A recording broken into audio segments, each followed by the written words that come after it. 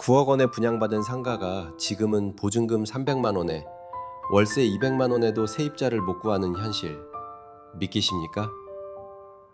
6년 전 서울 옆 신도시라는 기대 속에서 수많은 투자자들이 몰려들었습니다. 하지만 지금은 공실투성이, 경매에 나온 상가만 수십 채. 도대체 무슨 일이 있었던 걸까요?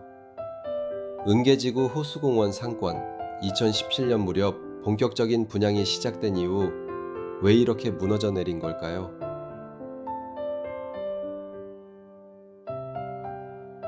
안녕하세요. 전국에 계신 큰돌TV 시청자 여러분. 오늘은 시흥 은계지구 은계호수공원 상권의 현실을 직접 살펴보겠습니다. 은계지구는 처음에 큰 기대를 받았습니다.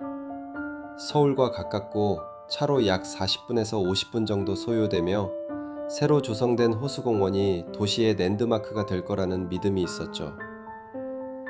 특히 젊은 부부와 아이 키우는 세대가 많이 입주하면서 살기 좋은 동네라는 평가도 많았습니다. 당시 테마상가는 호수공원과 연계해 카페거리, 먹거리 골목, 문화거리 등의 콘셉트가 강조되었으며 1층은 9억 원을 넘는 분양가로 거래됐고 대출까지 받아 투자한 사례도 많았습니다. 하지만 현실은 달랐습니다. 기대했던 이마트 트레이더스 등 대형마트 입점은 무산됐고 대신 세워진 상가 건물은 외관만 화려했을 뿐 소비를 이끌어낼 힘이 부족했습니다. 결국 많은 상가들이 세입자를 찾지 못하고 경매로 넘어갔습니다. 4억 원 넘게 주고 산 점포가 1억 원대까지 떨어지는 사례도 있었습니다. 여기에 더해 상권 내부에는 업종 중복과 기획력 부족이 겹쳤습니다.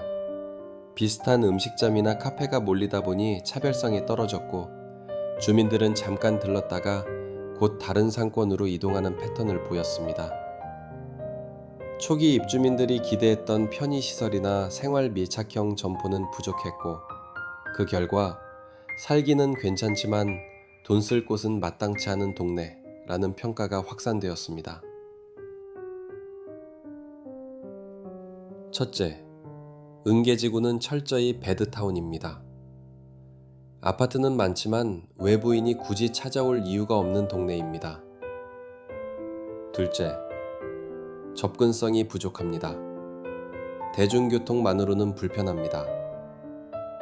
현재 은계지구에 접근하려면 광역버스 노선을 이용해 시흥시청이나 신천역 방면으로 이동한 뒤 환승해야 하고 가까운 소사 원시선 전철역에서 내려 추가로 버스를 타야 하는 번거로움이 있습니다.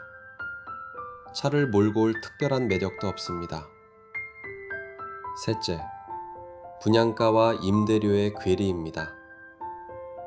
높은 분양가와 달리 실제 월세는 200만 원대까지 떨어졌지만 인근 시흥 시내 원도심 상권과 큰 차이가 없어 경쟁력이 약합니다.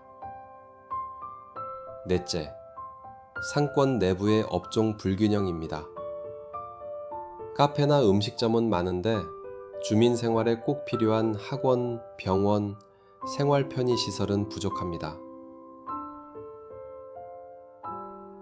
이런 이유로 소비자들은 은계지구가 아닌 더 활발한 원도심 학원가 대화동 신전동 같은 상권으로 이동했습니다. 현재 은계호수공원 바로 앞 일렬상가 일부만 명맥을 유지하고 있고 뒤쪽 블록은 여전히 공실이 가득합니다. 시흥시는 상권 활성화를 위해 축제, 버스킹, 힙합 페스티벌, 유명 가수 초청 공연까지 열었습니다. 힙합 페스티벌은 2025년에 제2회를 맞았고 2024년 가을에는 가수 이명훈 초청 공연이 진행되었습니다. 이러한 행사는 주로 2019년부터 2022년 사이에 집중적으로 열렸으며 여름철에는 호수공원 일대 야외 무대에서 진행되었고 가수 A와 B 등 대중에게 잘 알려진 인물들이 초청되기도 했습니다. 하지만 효과는 일시적이었고 일부 먹거리 업종만 반짝 매출을 올렸을 뿐 나머지는 여전히 한산했습니다.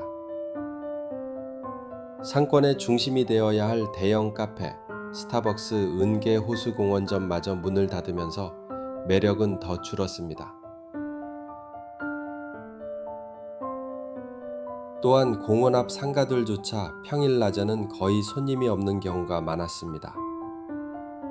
주말에도 외부 방문객 유입이 적어 호수공원 산책 후 가볍게 차 한잔 하는 정도로 끝나는 경우가 대부분이었습니다. 상권이 제대로 순환되지 않으니 신규 창업자들도 들어오길 꺼려했고 악순환이 이어졌습니다.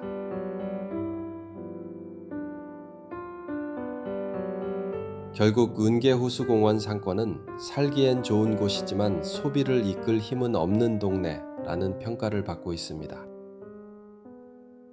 현재 이곳은 컨텐츠 부족, 앞에서 얘기 드렸듯이 교통 불편, 분양가 거품이라는 세 가지 문제를 동시에 안고 있습니다. 여기에 업종 다양성 부족, 소비 패턴과 동떨어진 기획 등 구조적인 문제까지 겹쳤습니다.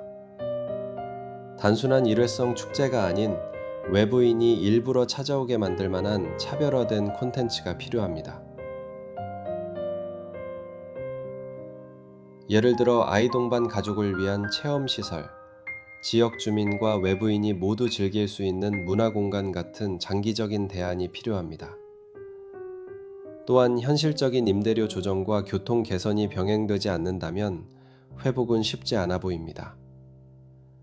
광역버스나 지하철 노선 연계가 강화되어야 하고 동시에 소규모 창업자들이 부담 없이 들어올 수 있는 환경 조성이 절실합니다.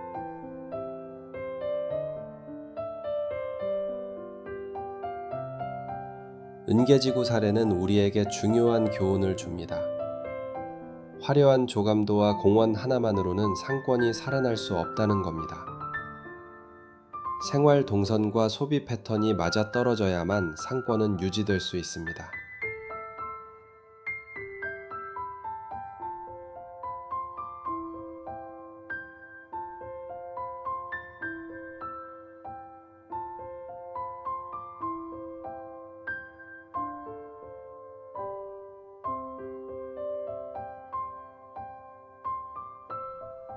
전국에 계신 큰돌TV 가족 여러분, 오늘 영상이 유익했다고 생각하시면 구독, 좋아요, 댓글로 응원 부탁드릴게요. 큰돌TV는 다음 영상에서도 더 깊이 있는 정보를 전달드릴 수 있는 이야기로 찾아뵙겠습니다. 감사합니다.